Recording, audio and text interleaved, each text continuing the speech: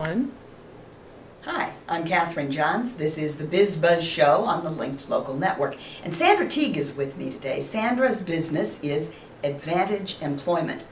And I want to know, just for openers, why would a small business person, and I mean smallish, right, need an HR consultant? I mean, I think of HR as being for big companies with lots of people. Right, a very common thought. And, I guess I assert that a small business needs an accountant, a small business needs an attorney, and a small business needs someone to help them with their employment-related issues.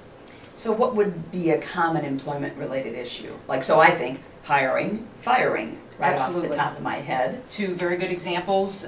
Payroll is another. Okay. Small businesses, the very first thing that happens when they hire their very first employee is they have to do a payroll. Yeah, you have to So, pay them, yeah, don't you? absolutely. Yeah, not They don't bad. stick around otherwise, so. So talk to me about hiring. What advice do you have for your clients?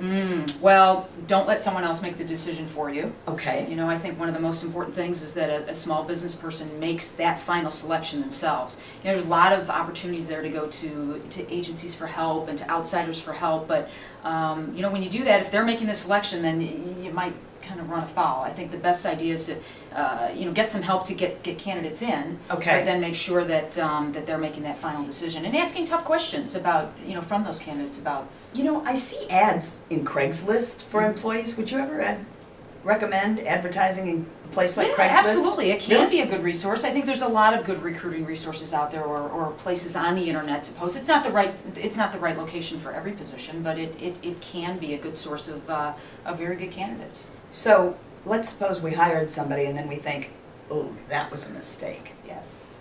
which has been known to happen. Yes. So what tips do you have for getting ready to get rid of somebody? Well, I think the first and most important thing is to make sure that it should never come as a surprise to that employee if you're terminating them. You should have gone through some performance management steps, should have gone through some warnings, gone through some discussions, whether they start informal and then escalate to formal.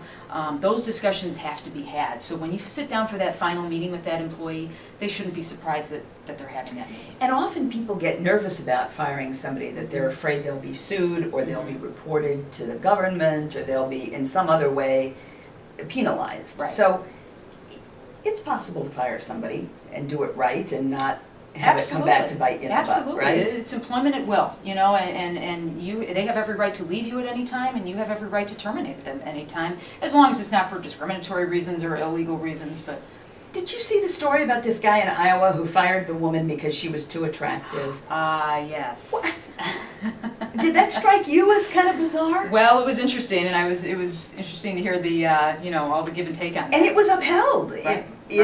Right. She said, her voice raising an octave, right? It was actually upheld in court that he had the right to fire her because she was too attractive. It's not a protected class, so sure. Wow. I guess legally, I agree with that.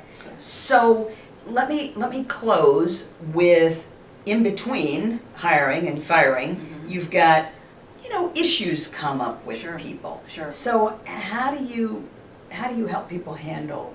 Well, I think kind of thing. a good for small business, a good employee handbook is a good start, because that's a roadmap. You really have to have one, don't you? Absolutely. It's a roadmap of what the rules are. It's a way to get all that information out there to the employees and say, this is how I'm going to run things.